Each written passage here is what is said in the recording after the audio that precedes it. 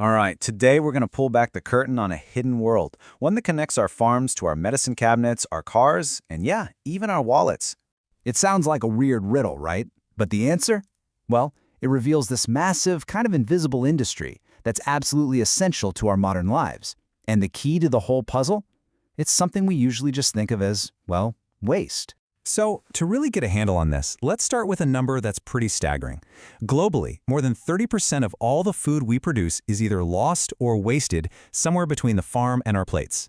That's an enormous challenge, and you know what? A huge piece of that puzzle is livestock production. When we think about livestock, our minds usually jump to meat, milk, and eggs. But the reality is, a huge portion of an animal isn't part of those primary products. And figuring out what to do with all these leftovers is a monumental task. And if these materials are mismanaged, the consequences are severe.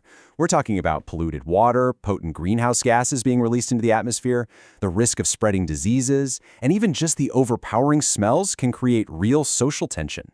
This isn't just about throwing things away. It's a major public health and environmental issue. But what if we just stopped thinking about all this stuff as waste? What if we started seeing it for what it really is?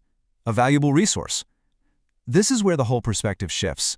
We go from managing a problem to unlocking a massive opportunity. The official term for these materials is animal byproducts.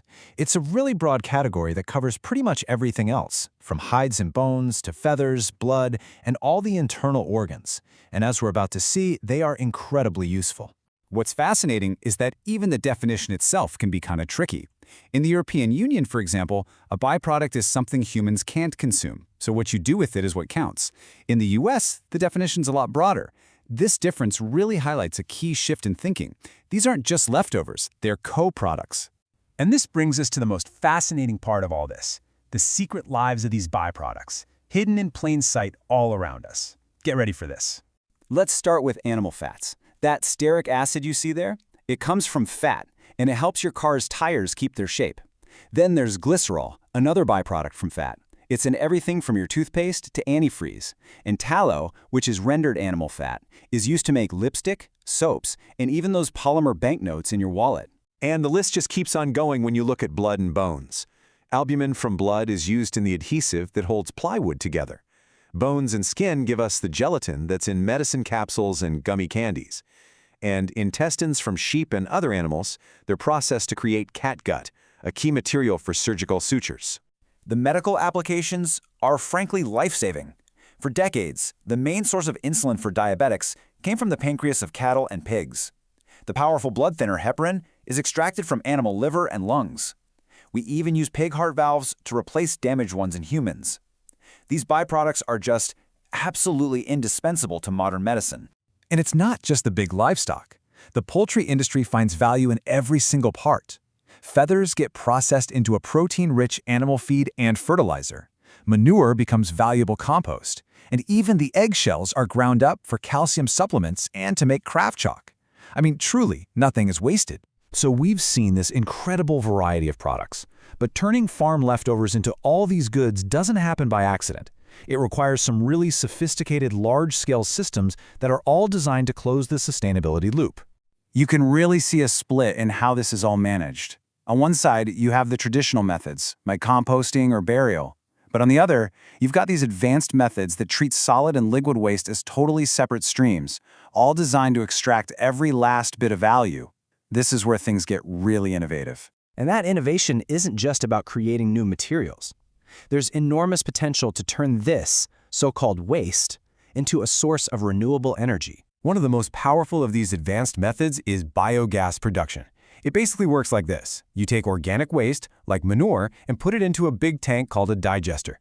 Inside, with no oxygen, a completely natural process takes over. You can think of it like a four-step recipe for microbes. First, in hydrolysis, they break down all the complex stuff. Then, in the next two stages, acidogenesis and acetogenesis, different bacteria convert those compounds into simpler acids. And then comes the magic step, methanogenesis. That's where a different set of bacteria takes over to produce methane, which is the main component of natural gas. So what you end up with is this incredible triple benefit. 1, it safely gets rid of waste. 2, it captures methane that would have otherwise just escaped into the atmosphere. And 3, it produces clean, renewable energy. It really is a perfect win-win-win. Now, while the potential here is enormous, realizing it fully isn't exactly a walk in the park. The journey from waste to worth still has a few hurdles we need to clear.